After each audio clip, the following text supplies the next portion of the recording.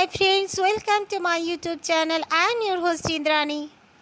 Please subscribe my channel and press the bell icon button. Friends, आज मैं आपके साथ एक स्टोरी शेयर करने जा रही हूँ जो मेरे साथ शेयर की हैं शीतल। जय श्री राम। शीतल बताती हैं कि उनकी एक छोटी बहन थी जो रोज़ स्कूल से आते वक्त रास्ते में बेर के पेड़ पड़ते थे, वहाँ पर वो बेर तोड़कर खाती थी और बहुत बेर अपने बैग में करके लाती भी थी घर पे। ये जानने के बाद उसके मॉम ने उसे मना भी किया, पर वो मानती नहीं थी। वो बहुत ही ज़िद्दी किस्म की लड़की थी। वो साइकिल से जाया करती थी स्कूल करीब 8 बजे और उसका छुट्टी हुआ करता था 2 बजे स्कूल। तो वो स्कूल में ही स्कूल के टाइम में जब छुट्टी होता था तब आने के बाद वो बैर तोड़कर खाकर आया करती थी। उसके साथ उसके कोई फ्रेंड्स खास रुकते भी नहीं थे, लेकिन फिर भी उसका जिद जो मैं बैर खाऊंगी लूँगी उसके बाद जाऊंगी। वहाँ पर करीब करीब 10-12 बैर के पेड़ थे। बैर के पेड़ जिस जगह थे उस जगह में थोड़ा सा कदम चलने के बाद ही एक क्रिश्चियनों का कब्र भी हुआ करता था। इसीलिए ज़्यादा करके उसकी मॉम मना करती थी कि वहाँ पर मत ठहरा करो, दोपहर का टाइम है, मत रहा करो। पर वो मानती नहीं थी। एक रोज़ की बात है, वो उसी तरह स्कूल से आ रही थी और बैर के पेड़ के पास रुक गई बैर तोड़ने के लिए। उसकी एक सहेली ने उसे मना भी किया कि मत जाओ, चलो घर चलते हैं, लेकिन वो मानी नहीं। तो वो बैर तोड़ने लगी। बैर तोड़ते तोड़ते उसने पत्थर से काफ़ी पेड़ में पत्थर भी फेंका करती थी कि ये यहाँ पर बैर नीचे गिर जाए, पर पत्थर लगते नहीं थे तो वो चढ़ जाया भी करती थी बैर के पेड़ में।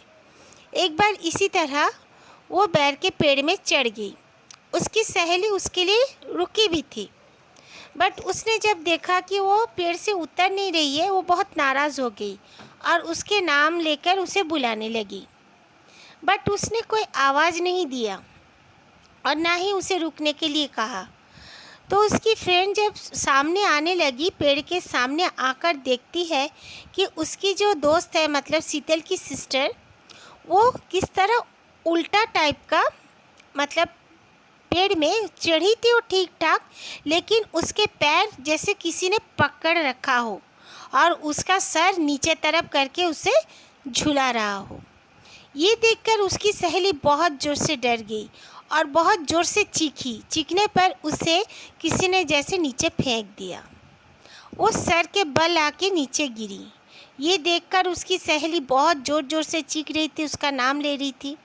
आमने सामने कुछ लोग जा रहे थे रास्ते में, वो लोग दौड़ते हुए आए। आने के बाद उन्होंने जब पूछा तो उसने कहा कि ऐसे ऐसे मेरी सहेली पेड़ से गिर गई है।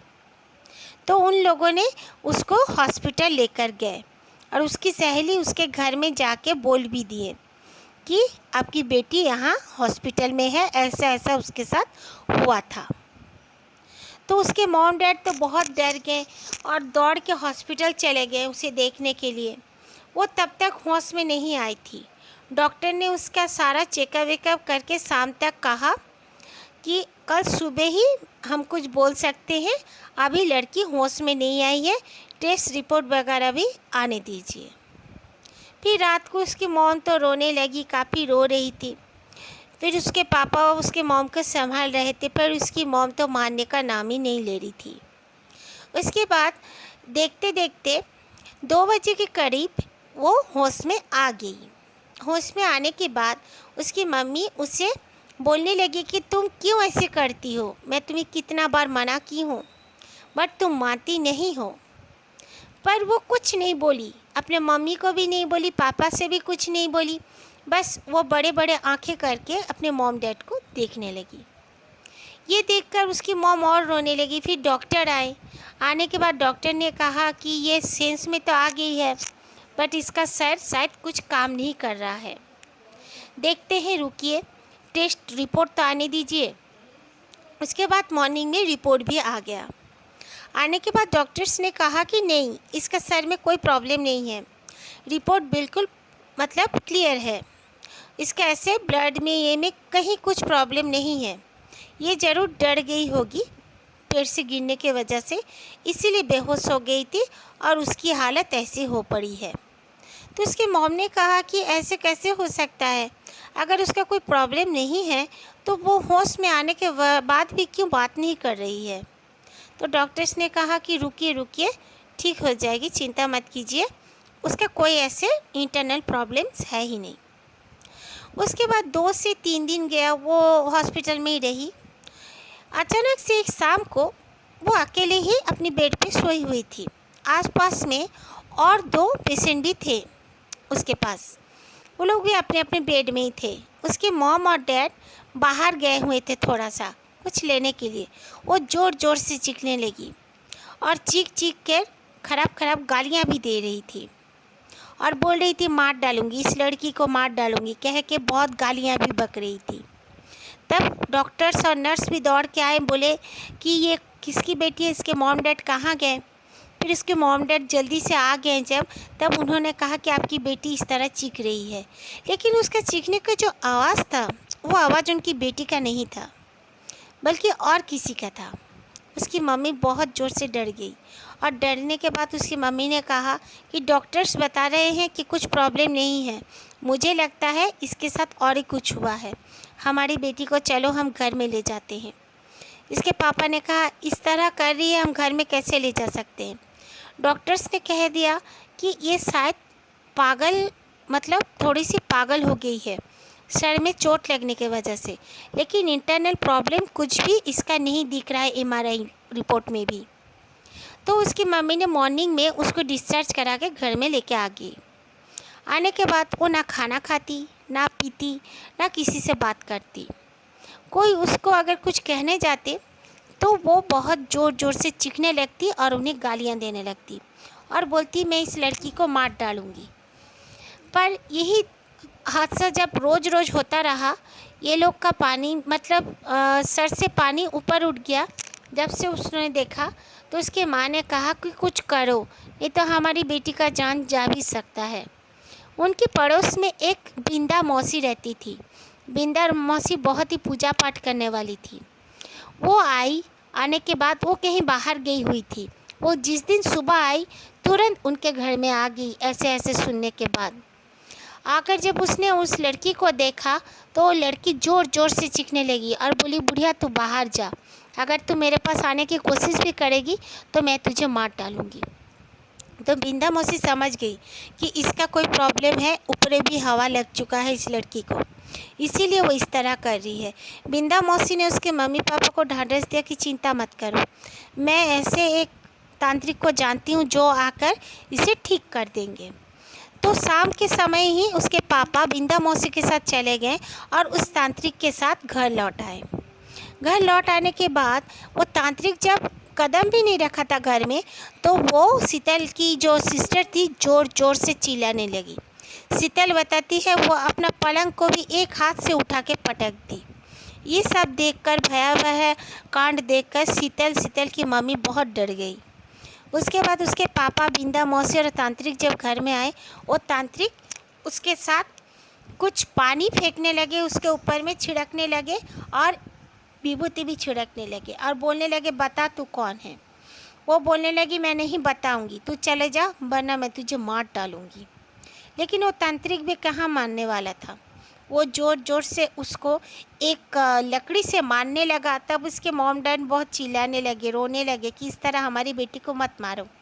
उन्होंने कहा कि आप लोग बाहर चले जाओ और दरवाज़ा को बंद कर दो। बिंदा मौसी और तांत्रिक उस रूम के अंदर रह गए शीतल के सिस्टर के पास, और तांत्रिक अपना रिचुअल, अपना कुछ करने लगा, पूजा पाठ करने लगा।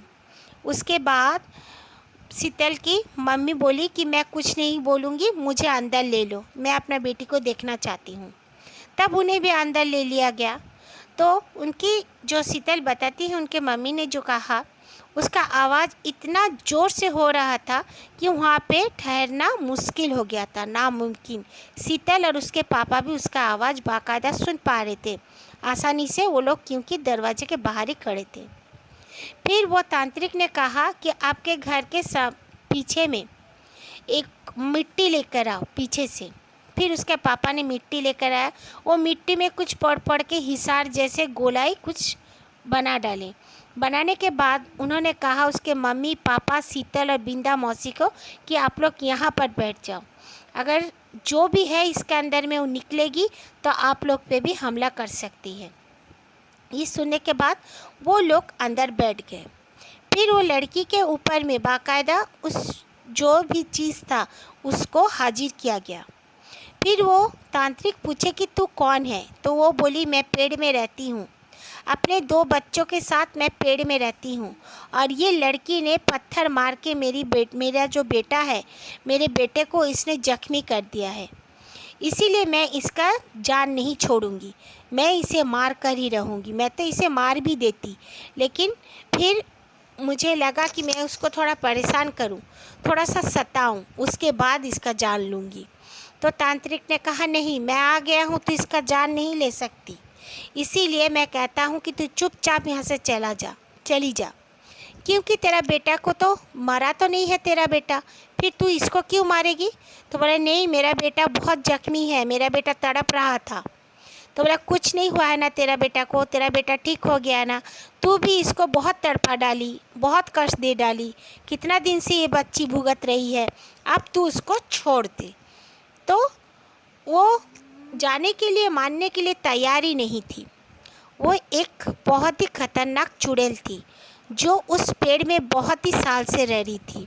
गलती से उसने पत्थर मारा था, शीतल की सिस्टर ने उसके बच्चे के बदन में जाके लगा था, जो कि उसका बच्चा जख्मी हो गया था। इस कारण वो शीतल की सिस्टर को भी मारना चाहती थी, तभी पेड़ से गिराकर वो मार ही देती, बट उसकी सहेली चीखने की वजह से वो ऐसे गिरा डाली कि उसे कुछ हानि नहीं पहुंचा पाई। तो ये बहुत टाइम तक बहस होने के बाद वो चुड़ैल मान गई। फिर बोली ठीक है, मैं चली जाती हूँ, लेकिन एक शर्त है। तो बोला, वो तांत्रिक पूछा कि बोलो क्या शर्त है तुम्हारा।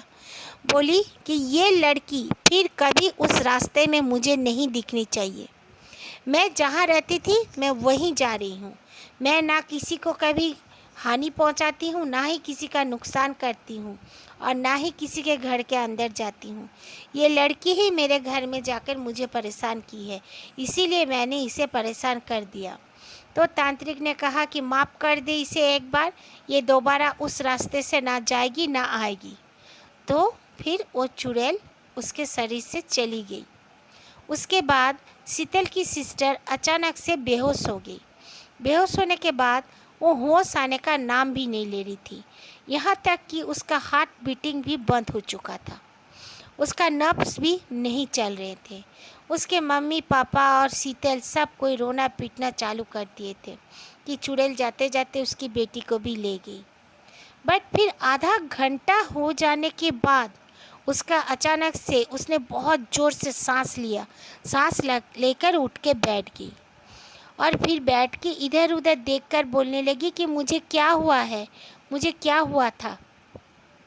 तो उसके पापा मम्मी ने कहा कुछ नहीं हुआ था बेटी, तू पेड़ से गिर गई थी, और तू जिस जगह से आती है स्कूल और जाती है, कभी उस रास्ते में और पैर मत देना, कभी मत जाना।